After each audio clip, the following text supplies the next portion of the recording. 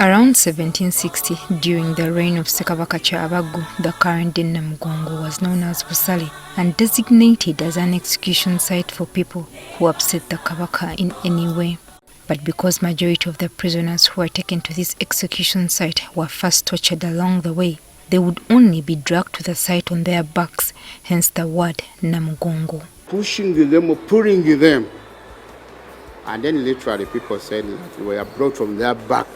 And in Uganda, that is what Mugongo, that they came on their back. Consequently, when some of Kabaka Mwanga's pages started embracing Christianity, they were all sentenced to death, and their final journey led to Namugongo. Between 31st January 1885 and 27th January 1887, around 45 martyrs were killed in different parts of the country, but the 26 that quickly come to mind were killed at Namugongo on 3rd June 1986. During his reign, Ssekabaka Chwa, who took over from Kabaka Mwanga, decided to give out land to some of his courtiers who had served him and the kingdom well. Among those was the former Katikkiro of Uganda, Tefero Chisosonkole, who was given 7 square miles of land. In 1930, clergy from the Church of Uganda approached Sosonkole to request him for the land in Namugongo, where the martyrs had been executed from. He acquiesced to their request and gave the church 48 acres of land. The Catholics also did the same. So they were also given land a mile away from this place. Because he was an Anglican himself, Sosonkole collected the remains of the martyrs who had been killed in this place and placed them in one grave that he had constructed. He went ahead to construct the first martyrs church in Namugongo at this very burial site. Inasmuch as the young men who had died for their faith had been officially declared martyrs, Anglicans did not at first actively hold pilgrimage to their execution site in their honor. This is what spurred the former Assistant Bishop of Namirembe Diocese, Dunstan Nsubga, to request for the development of the Anglican martyrs site in 1969. He started to erect a building, a permanent building, which is very big, so that at least when people come, they will have a place somewhere to gather from.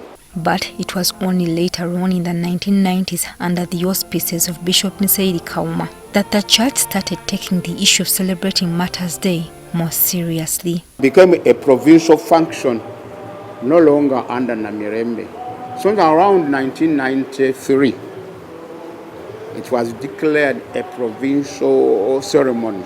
These efforts were further cemented by the development ideas proposed by the late Archbishop of the Church of Uganda, Reverend Livingstone Mpalanyi Nkoyoyo. Under the province, because by then it was Archbishop Untagari, who was the Archbishop of Uganda, Church of Uganda, or the province of Uganda.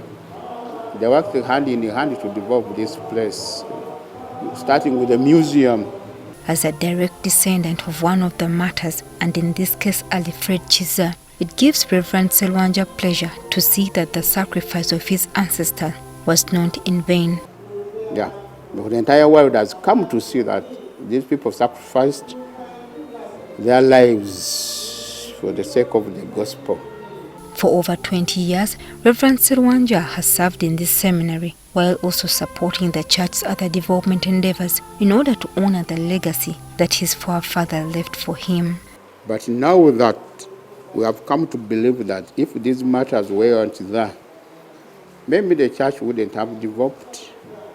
But because now we know that the church is standing on developed because of matters, then there is a lot of hope and inspiration to the entire church. The Church of Uganda now has a vision of turning the Anglican martyrs site, where the 25 Christian converts were martyred in 1986, into a world-class faith-based and pilgrimage tourist site. Joyce Nakato, NTV.